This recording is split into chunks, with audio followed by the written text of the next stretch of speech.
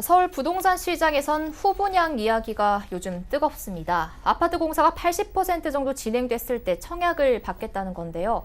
최근 강남권 재건축 아파트를 중심으로 후분양 카드를 선택하는 곳이 속속 나오고 있는데 이 후분양이 논란이 되고 있다고 합니다.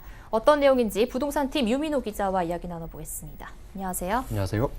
유 기자, 한동안 이 후분양이 잠잠했는데요. 최근에 또다시 논란이 되고 있다고요? 네, 건설사들이 아파트를 지을 때는 주택도시보증공사가 혹시 모를 사태에 대비해서 분양보증을 서줍니다. 이 허그는 고분양가 관리 지역을 선정해서 보증을 해주는 대신 분양가가 일정 수준을 넘지 못하게끔 규제하고 있습니다. 최근 허그가 이 분양가 기준을 깐깐하게 변경한 것이 강남권 재건축 단지들이 후분양을 선택하게 된 이유입니다.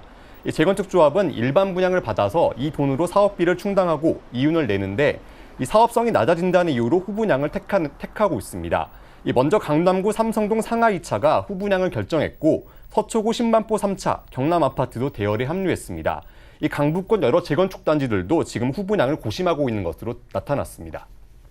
네, 그러니까 후분양을 하게 되면 허그의 그 분양가 규제에서 벗어나게 되는 건데요.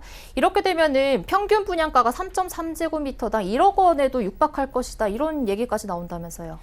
네, 지금 3.3제곱미터당 평균 분양가가 1억 원 가까이 갈 것이란 얘기는 현재 강남권 신축 아파트 시세를 고려한 겁니다.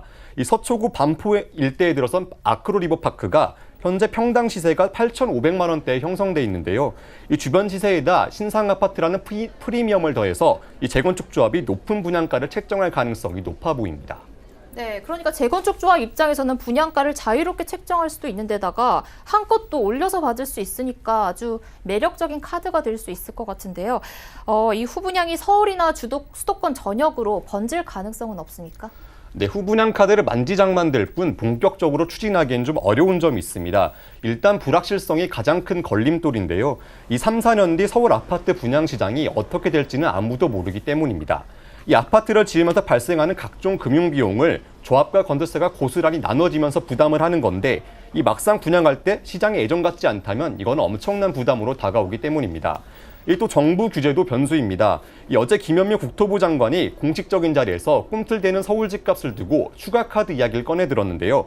그중에서 현재 공공택지에 적용 중인 분양가 상한제를 민간택지로 확대할 가능성을 내비친 게 가장 주목받았습니다.